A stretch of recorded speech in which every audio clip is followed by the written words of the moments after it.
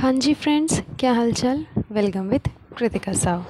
तो जनाब के साथ साथ बाकी लोग जो है वो भी डे बाय डे रेगुलर हो चुके हैं।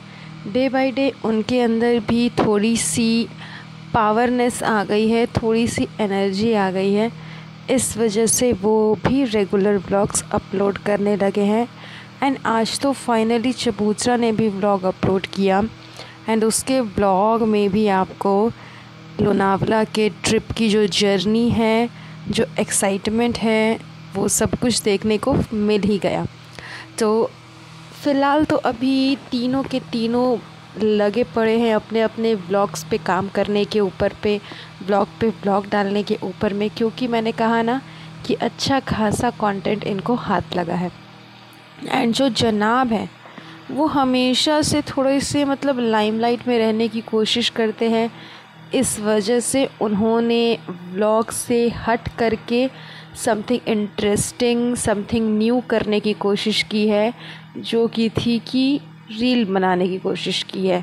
तो जनाब ने अपने लास्ट वाले व्लॉग में भी कहा था एंड उससे पहले वाले व्लॉग में भी इस बारे में डिस्कस किया था कि वो एक रील शूट करेंगे एंड उस रील को इंस्टा पे अपलोड करेंगे। एंड वो रील क्या होगी, कैसी होगी, वो तो खैर रील देख करके ही आपको पता चलेगा। ये सब कुछ डिस्कशन किया था जनाब ने।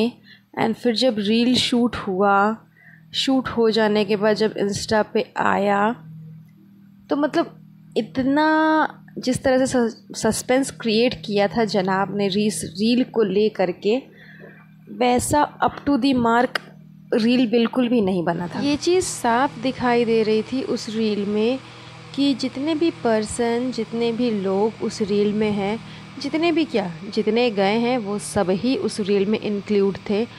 वो सब ऐसा प्रिटेंड कर रहे थे कि हाँ वो एक्टिंग कर रहे हैं। एक होता है एक्टिंग करना एंड एक होता है ओवर एक्टिंग करना, जो कि रेहान हमेशा करता है। रील की स्टार्टिंग ही रेहान से हुई। उस समय से जो उसने ओवर एक्टिंग करना स्टार्ट किया, लास्ट में जा कर के उसकी जो वो ओवर एक्टिंग है वो झलक करके सामने आ ही गई। स्टेप्स भूल जाना, उसके बाद से हाथ को झूठ मूठ कर इस तरह से हिलाना कि हाँ मुझे याद है कि मुझे क्या करना है। रील को मेकअप करने की कोशिश करना कि हाँ चलो भूल भी गए तो क्या ही हो गया, उसको एज अ कैजुअल में मिले ना। ये सब कुछ लास्ट में रील के एंडिंग में रेहान ने कर ही दिया, जिससे कि साफ समझ आने लगा कि हाँ वो प्रॉपर एक्टिंग कर रहा है। एक्टिंग क्या कर रहा है? ओवर एक्टिंग कर रहा है। क्योंकि जाहिर सी बात है कि सब तो जनाब के जैसे फेमस एक्टर नहीं हैं, कुछ खास एक्टर नहीं है, क्योंकि जिस तरह से जनाब एक्टिंग कर रहे थे वैसा तो खैर किसी ने नहीं किया। तो सब तो एक्टर नहीं है कि प्रॉपर वे में एक्टिंग कर सके, चाहे वो गुटका किंग हो, चाहे वो चबूतरा हो। हाँ, मैडम ने भी अच्छा खासा एक्टिंग किया, लेकिन बाकी लोग उसी वे में कर रहे थे जिस वे में वो कर सकते हैं। लेकिन चलो ठीक है, लेकिन फिर भी ये जो ओवर एक्टिंग जो रेहान ने की, इस वजह से रील की धज्जी उड़ गई। क्योंकि उस लड़के ने अपने आप को इतना काबिल दिखाने की कोशिश की उस रील में कि जो हूँ सो मैं ही हूँ, मैं महान हूँ, ये हूँ वो हूँ। उस चक्कर में उस रील की धज्जी उड़ गई, बर्बाद कर दी गई। क्योंकि वैसे भी, और सिर्फ ये मैं नहीं कह रही हूँ, उस रील के नीचे आप अगर देखोगे तो अधिकतर जगह पे आपको यही कमेंट नज़र आएंगे। रेहान को लेकर ही कहा जाएगा कि वो ओवर एक्टिंग करने के चक्कर में रील को बर्बाद कर दिया। मुझे तो लगा था कि वो रील गुटका किंग के वजह से हो सकता है बर्बाद होगी, क्योंकि जनाब ने 2 दिन पहले अपने जो लास्ट वाले व्लॉग में कहा था, वो गुटका किंग को ही कहा था कि तुम्हें प्रॉपर लिपसिंग करना है। मैं एक रील शूट करूँगा, उसमें तुम प्रॉपर लिपसिंग करना ताकि देखने में इंटरेस्टिंग लगे। तो उसने गुटका किंग को टारगेट किया था कि तुम सही से करना, अदरवाइज़ मेरा रील बर्बाद हो जाएगा। तो खैर गुटका किंग ने तो जितना हुआ उतना बखूबी निभाया ही निभाया, लेकिन वो जो रील बर्बाद हुआ वो सिर्फ़ और सिर्फ रेहान की वजह से बर्बाद हुआ। क्योंकि वो अपने आप को सेकंड SRK समझता है कि जनाब के बाद जो डुप्लीकेट SRK है वो तो खैर वही है। जिस तरह से जनाब अपने आप को महान समझते हैं, वो भी जनाब 2.0 है। इसी वजह से यही सब चक्कर में वो अपने आप को इतना आसमान पे चढ़ाने लग जाता है कि जब वो नीचे गिरता है तो मुंह के बल ही गिरता है। एंड इसी वजह से वो उस रील की बर्बादी उसने कर दी अपने ओवर एक्टिंग के चक्कर में, ओवर कॉन्फिडेंस के चक्कर में। जहाँ पे करना कुछ और था, जहाँ पे दिखाना कुछ और था, वहाँ पे उसने दिखा कुछ और दिया, कर कुछ और दिया, एंड वो साफ साफ आपको रील पे नज़र आ ही जाएंगे। एंड ये सिर्फ बोला तो मैंने नहीं कहा है, ये उस रील के नीचे आपको अधिकतर कमेंट में भी नज़र आ जाएंगे। तो खैर ये तो बात हो गई रील की। अब थोड़ी सी डिस्कस कर लेते हैं हम इनके व्लॉग्स के ऊपर में, कि जनाब ने अपना जो व्लॉग अभी लास्ट अपलोड किया है उसमें उसने दिखाया है कि सारे बच्चों को वो सिंगिंग कंपटीशन करवा रहे हैं। आई मीन कंपटीशन क्या करवा रहे हैं, सारे बच्चे वहाँ पर बैठ कर के एक एक बार कर कर के गाना गा रहे हैं। यहाँ पर इन्होंने महर को कहा है कि वो जीती, मतलब महर ने भी गाना गाया, सारा ने भी गाया, रिज़ा ने भी गाया, एंड रेहान ने गाना नहीं गाया, उसने डांस परफॉर्मेंस किया। यहाँ भी उसने ओवर एक्टिंग दिखाई, यहाँ भी उसने मतलब हैवी स्टेप्स करने की कोशिश की, जिस वजह से उसके पैर में चोट लग गई। वो भी आपको जनाब के व्लॉग में देखने को मिल जाएगा। एंड रेहान के बाद जो गुटका किंग है उसने भी गाना गाया। तो मतलब चारों जन ने गाना गाया, चारों पाँचों ने। एंड इस कंपटीशन में जनाब ने महर को विनर चूज़ किया कि सबसे अच्छा महर ने गाया।